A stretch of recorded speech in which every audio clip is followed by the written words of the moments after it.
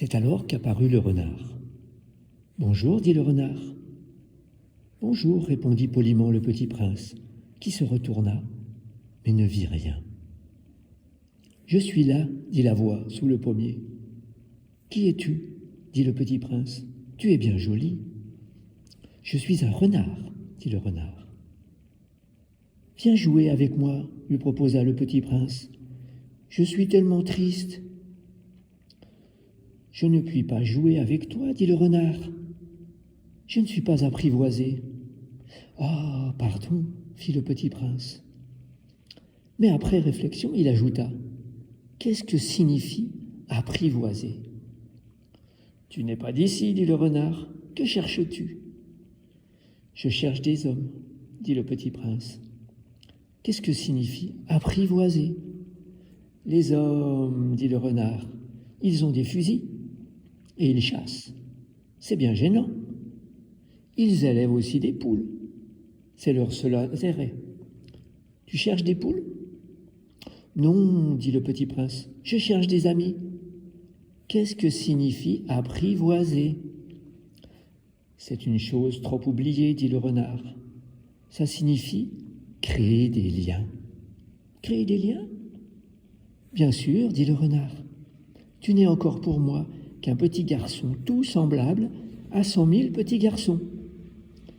Et je n'ai pas besoin de toi. Et tu n'as pas besoin de moi non plus. Je ne suis pour toi qu'un renard semblable à 100 000 renards. Mais si tu m'apprivoises, nous aurons besoin l'un de l'autre. Tu seras pour moi unique au monde. Je serai pour toi unique au monde. Je commence à comprendre, dit le petit prince. Il y a une fleur. Je crois qu'elle m'a apprivoisé. C'est possible, dit le renard. On voit sur cette terre toutes sortes de choses. Oh, ce n'est pas sur la terre, dit le petit prince. Le renard parut très intrigué. Sur une autre planète ? Oui. Il y a des chasseurs sur cette planète ? Non. Ça, c'est intéressant. Et des poules ? Non. Rien n'est parfait, soupira le renard. Mais le renard revint à son idée.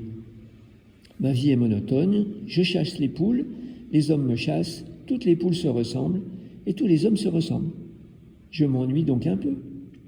Mais si tu m'apprivoises, ma vie sera comme ensoleillée. Je connaîtrai un bruit de pas qui sera différent de tous les autres. Les autres pas me feront rentrer sous terre. Le tien m'appellera hors du terrier, comme une musique. Et puis, regarde, tu vois là-bas, les champs de blé. Je ne mange pas de pain. Le blé, pour moi, c'est inutile. Les champs de blé ne me rappellent rien. Et ça, c'est triste. Mais tu as des cheveux couleur d'or. Alors, ce sera merveilleux quand tu m'auras apprivoisé. Le blé, qui est doré, me fera souvenir de toi. Et j'aimerai le bruit du vent dans le blé. Le renard se tut et regarda longtemps le petit prince.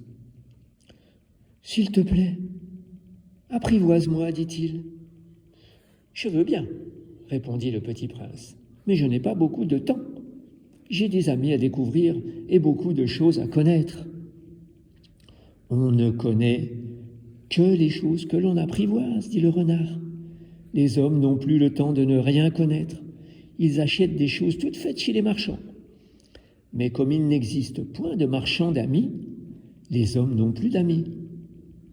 Si tu veux un ami, apprivoise-moi. »« Que faut-il faire » dit le petit prince.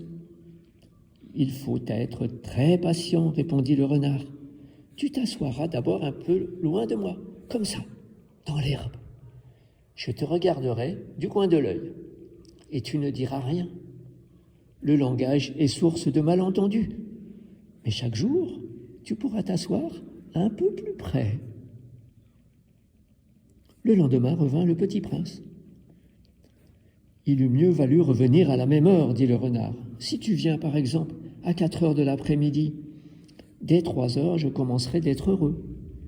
plus l'heure avancera, plus je me sentirai heureux. À 4 heures déjà, je m'agiterai et m'inquiéterai. Je découvrirai le prix du bonheur. Mais si tu viens n'importe quand, je ne saurai jamais à quelle heure m'habiller le cœur. Il faut des rites. Qu'est-ce qu'un rite, dit le petit prince? C'est aussi quelque chose de trop oublié, dit le renard. C'est ce qui fait qu'un jour est différent des autres jours, une heure des autres heures. Il y a un rite, par exemple, chez mes chasseurs. Ils dansent le jeudi avec les filles du village. Alors le jeudi est jour merveilleux.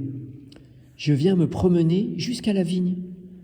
Si les chasseurs dansaient n'importe quand, les jours se ressembleraient tous et je n'aurais point de vacances. Ainsi le petit prince apprivoisa le renard.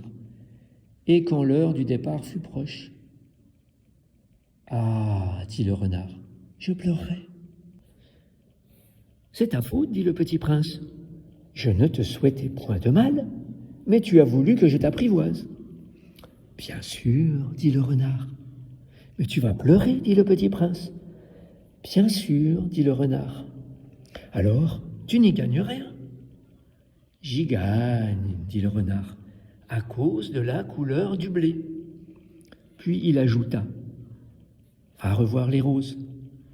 Tu comprendras que la tienne est unique au monde. Tu reviendras me dire adieu et je te ferai cadeau d'un secret. » Le petit prince s'en fut revoir les roses. « Vous n'êtes pas toutes semblables à ma rose. Vous n'êtes rien encore, leur dit-il. Personne ne vous a apprivoisé, et vous n'avez apprivoisé personne. Vous êtes comme était mon renard. Ce n'était qu'un renard semblable à 100 000 autres. Mais j'en ai fait un ami, et il est maintenant unique au monde. » Et les roses étaient bien gênées. « Vous êtes belles, mais vous êtes vides, leur dit-il encore. On ne peut pas mourir pour vous. Bien sûr, ma rose à moi, un passant ordinaire croirait qu'elle vous ressemble. Mais à elle seule, elle est plus importante que vous toutes, puisque c'est elle que j'ai arrosée, puisque c'est elle que j'ai mise sous globe, puisque c'est elle que j'ai abritée par le paravent, puisque c'est elle dont j'ai tué les chenilles, puisque c'est elle que j'ai écouté se plaindre, ou se vanter, ou même quelquefois se taire, puisque c'est ma rose. » Et il revint vers le renard.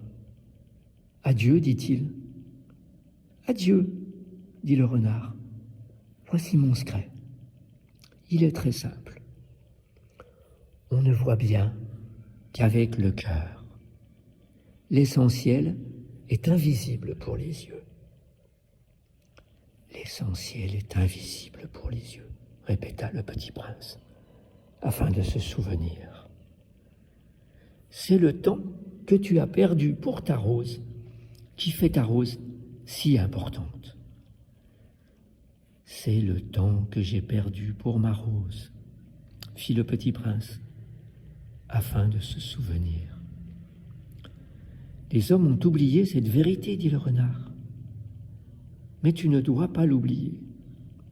Tu deviens responsable pour toujours de ce que tu as apprivoisé. Tu es responsable de toi, Rose. »« Je suis responsable de ma rose, » répéta le petit prince, avant de se souvenir.